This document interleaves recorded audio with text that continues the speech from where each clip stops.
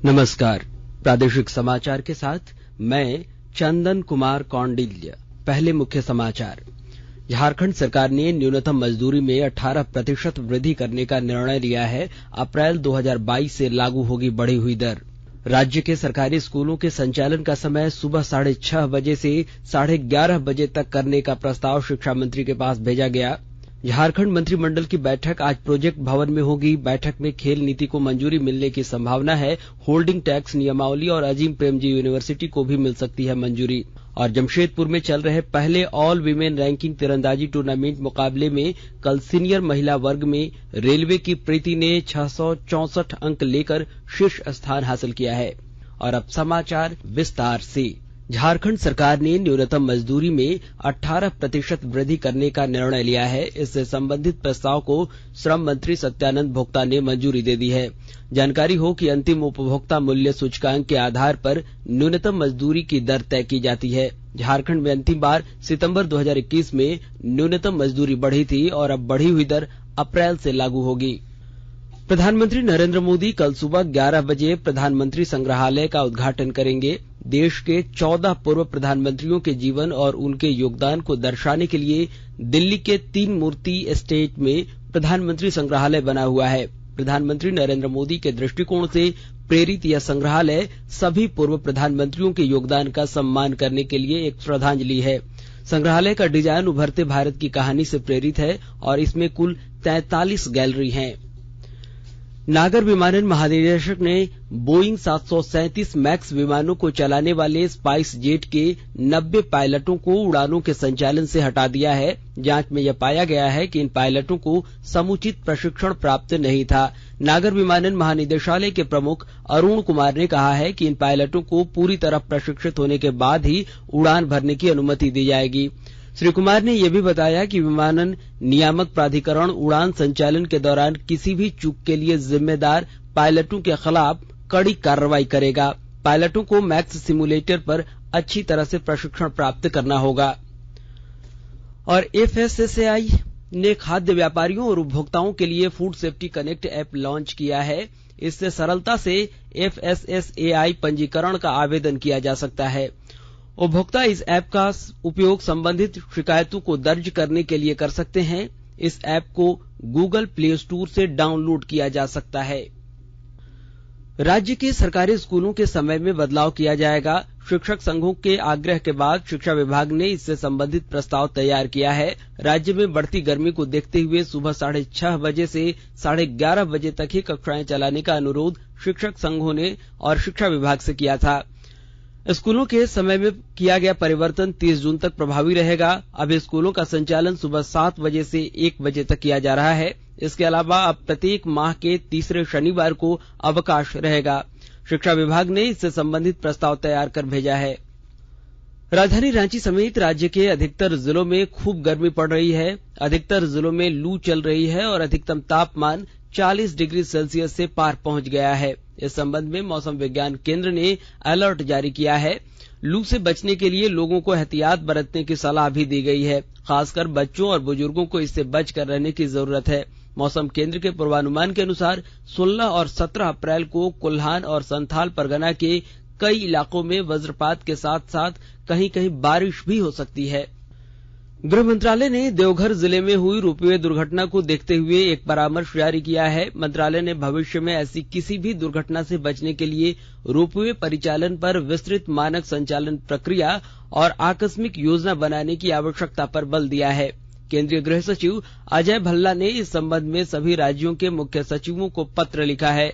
उन्होंने कहा है कि रोपवे परियोजनाओं का संचालन और इनके रख रखाव का कार्य पूरी निष्ठा से किया जाना चाहिए। श्री भल्ला ने कहा कि राज्य सरकारों को प्रत्येक रोपवे परियोजना के सुरक्षा ऑडिट के लिए अनुभवी और योग्य फर्म की नियुक्ति करनी चाहिए। उन्होंने कहा कि प्रत्येक रोपवे परियोजना के लिए रख रखाव नियमावली तैयार की जानी चाहिए, जिसमें सुरक्षा मानक सर्वश्रेष्ठ कार्य प्रणालियों के अनुरूप हो। श्री अजय भल्ला ने जोर देते हुए कहा कि रोपवे से जुड़ी आकस्मिक स्थितियों या दुर्घटनाओं से निपटने के लिए मॉक ड्रिल और अभ्यास आयोजित किए जाते हैं। गृह सचिव ने देवघर में बचाव अभियान के दौरान भारतीय वायुसेना, राष्ट्रीय आपदा मोचन बल, भारतीय सेना और आईटीबीपी और स्थानीय नागरिकों के प्रयासों की सराहना की। इधर राज्य सरकार ने त्रिकुट पर्वत रोपवे हादसा एवं लोहरदगा घटना के मृतकों के आश्रितों को 5-5 लाख रुपए मुआवजा देने का निर्णय लिया है। मुख्यमंत्री हेमंत सोरेन ने कल कांके रोड रांची स्थित मुख्यमंत्री आवासीय परिसर में देवघर जिला स्थित त्रिकुट पर्वत रोपवे हादसे एवं लोहरदगा में हुए घटना को लेकर उच्च स्तरीय बैठक की। बैठक में सरकार ने दोनों घटनाओं में घायलों का गुणवत्तापूर्ण इलाज कराने का निर्देश अधिकारियों को दिया। बैठक में मुख्यमंत्री ने देवघर जिला स्थित त्रिकुट पर्वत रोपवे हादसे की जांच के लिए उच्च स्तरीय जांच समिति गठित करने और समिति में रोपवे संबंधित विशेषज्ञों को भी शामिल किए जाने का निर्देश दिया है।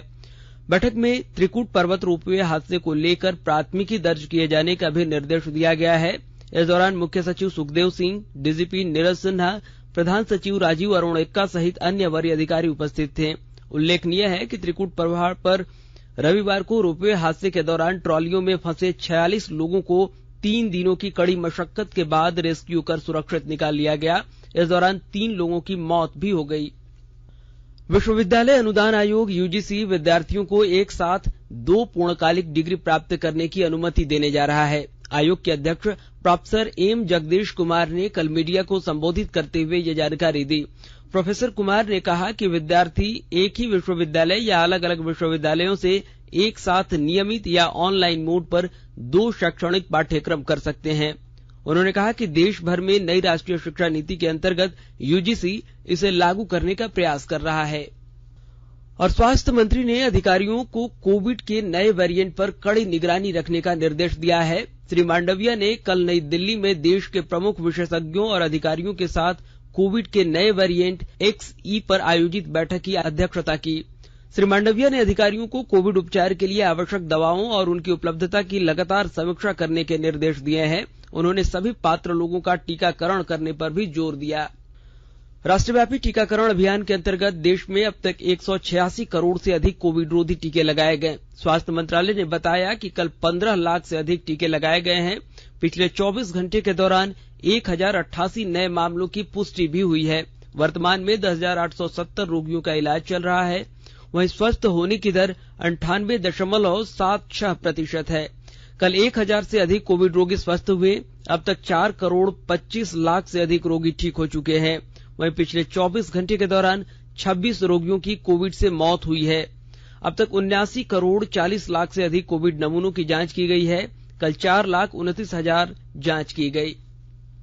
और आकाशवाणी के ताजातरीन समाचारों के लिए आप हमारी वेबसाइट newsonair.com पर लॉग इन कर सकते हैं। ताजा समाचार Twitter handle @AIR News Alerts और Facebook page all India radio news पर भी उपलब्ध है। आप प्रादेशिक समाचार एकांश के ट्विटर हैंडल @AIR News_Ranchi और फेसबुक पेज, इंस्टाग्राम पेज और YouTube channel AIR News Ranchi पर भी हमारे बुलेटिन सुन सकते हैं। प्रादेशिक समाचार आप आकाशवाणी रांची से सुन रहे हैं। और अब पेश है कोरोना से बचाव के कुछ संदेश।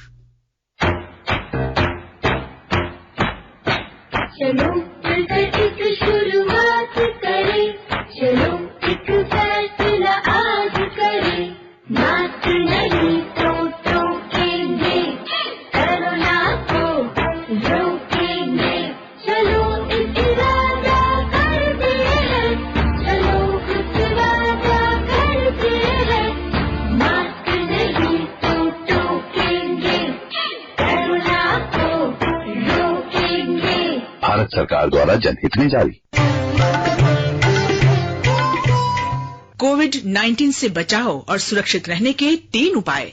मास्क लगाएं, 2 गज दूरी है जरूरी, सुरक्षित दूरी रखें, हाथ और मुंह साफ रखें। प्रादेशिक समाचार में आपका एक बार फिर से स्वागत है।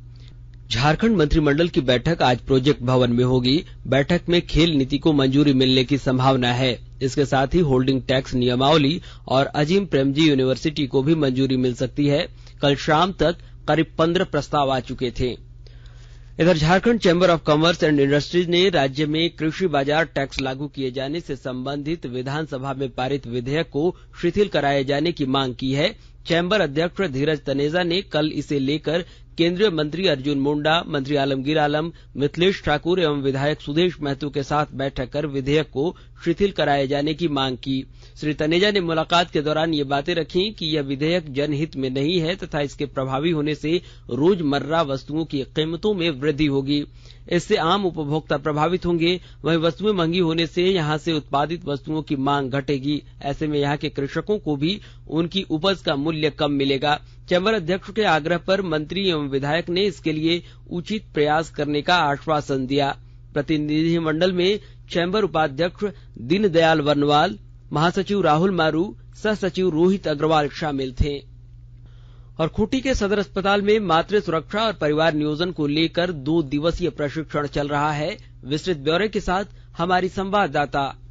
खूंटी जिले के सदर अस्पताल में अंतर्राष्ट्रीय सुरक्षित मातृत्व दिवस के अवसर पर family planning association of India के सहयोग से सभी सीएचओ के लिए 2 दिवसीय प्रशिक्षण का आयोजन किया गया। ई संजीवनी के माध्यम से परिवार नियोजन और प्रजनन स्वास्थ्य सेवाओं के लिए टेली परामर्श सेवाएं उपलब्ध कराई जाएंगी। हेल्थ एंड वेलनेस सेंटर में विशेषज्ञ डॉक्टरों एवं सीएचओ के सहयोग से दूरस्थ इलाकों में टेली कंसल्टेशन की सुविधा मुहैया कराई जाएगी। खूंटी जिले में जल्दी innovative virtual family planning hub की शुरुआत भी की जाएगी। जिले के उपायुक्त शशि रंजन द्वारा सभी सीएचओ के कार्यों की सराहना की गई। स्वास्थ्य सुविधा को बेहतर बनाने के लिए खूंटी जिला प्रशासन लगातार प्रयासरत है। ज्योत्सना शीला, आकाशवाणी समाचार, खूंटी।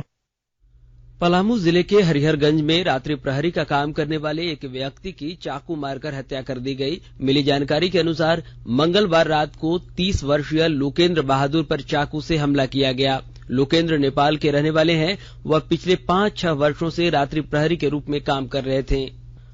और भारतीय तीरंदाजी संघ और झारखंड तीरंदाजी संघ के संयुक्त तत्वावधान में कल से जेआरडी टाटा स्पोर्ट्स कॉम्प्लेक्स में पहला ऑल वीमेन रैंकिंग तीरंदाजी टूर्नामेंट की शुरुआत हुई। अर्जुन अवार्ड, द्रोणाचार्य अवार्ड विजेता और हाई परफॉर्मेंस आर्चरी के निदेशक संजीव सिंह ने बताया कि खेलो इंडिया महिला राष्ट्रीय रैंकिंग टूर्नामेंट है। इसमें पूरे देश भर के 20 राज्यों से 270 खिलाड़ी भाग ले रहे हैं। इसका उद्देश्य 24 एवं 28 में होने वाले ओलंपिक के लिए महिलाओं को तैयार करना है। उन्होंने कहा कि ओलंपिक में 50-50 मेडल पुरुष एवं महिला के लिए होते हैं। इसके लिए महिलाओं को सशक्त करने के उद्देश्य से भारत सरकार द्वारा खेलो इंडिया महिला राष्ट्रीय रैंकिंग टूर्नामेंट की शुरुआत की गई है। यहां पर सब जूनियर, जूनियर एवं सीनियर सभी वर्गों के प्रतिभागी भाग ले रहे हैं। इसमें रिकर्व और कंपाउंड दोनों का मैच चल रहा है। इसमें जीतने वालों को 1-to-1 मैच खेलने का अवसर मिलेगा। कल पहले दिन के मुकाबले में सीनियर महिला वर्ग तीरंदाजी में रेलवे की प्रीति ने 664 अंक लेकर शीर्ष स्थान हासिल किया। वहीं 657 अंक के साथ दीपिका दूसरा और 641 अंक के साथ झारखंड की दीप्ति कुमारी तीसरे स्थान पर रहीं। और आईपीएल में आज शाम मुंबई इंडियंस का सामना पंजाब किंग्स से होगा। यह मैच शाम 7:30 बजे पुणे के महाराष्ट्र क्रिकेट एसोसिएशन स्टेडियम में खेला जाएगा। कल रात खेले गए टूर्नामेंट में चेन्नई सुपर किंग्स ने रॉयल चैलेंजर्स बेंगलुरु को 23 रनों से हरा दिया था। अमृत महोत्सव के तहत आकाशवाणी के साप्ताहिक क्विज में आइए आप भी शामिल हों। आजादी के 75 वर्षों का पर्व अमृत महोत्सव प्रत्येक बुधवार शाम 7 बजे प्रसारित होने वाले प्रादेशिक समाचार के दौरान पूछे गए प्रश्न का सही उत्तर देने वाले एक प्रतिभागी इनाम का हकदार होगा। इसके लिए सुनते रहें आकाशवाणी रांची का प्रसारण। और अंत में मुख्य समाचार एक बार फिर। झारखंड सरकार ने न्यूनतम मजदूरी में 18% वृद्धि करने का निर्णय लिया है। अप्रैल 2022 से लागू होगी बढ़ी हुई दर। राज्य के सरकारी स्कूलों के संचालन का समय सुबह 6:30 बजे से 11:30 बजे तक करने का प्रस्ताव शिक्षा मंत्री के पास भेजा गया। झारखंड मंत्रिमंडल की बैठक आज प्रोजेक्ट भवन में होगी। बैठक में खेल नीति को मंजूरी मिलने की संभावना है। होल्डिंग टैक्स नियमावली और अजीम प्रेमजी यूनिवर्सिटी को भी मिल सकती है मंजूरी। और जमशेदपुर में चल रहे पहले ऑल वीमेन रैंकिंग तीरंदाजी टूर्नामेंट मुकाबले में कल सीनियर महिला वर्ग में रेलवे की प्रीति ने 664 अंक लेकर शीर्ष स्थान हासिल किया। और इसके साथ ही आकाशवाणी रांची से प्रादेशिक समाचार का यह बुलेटिन समाप्त हुआ। नमस्कार।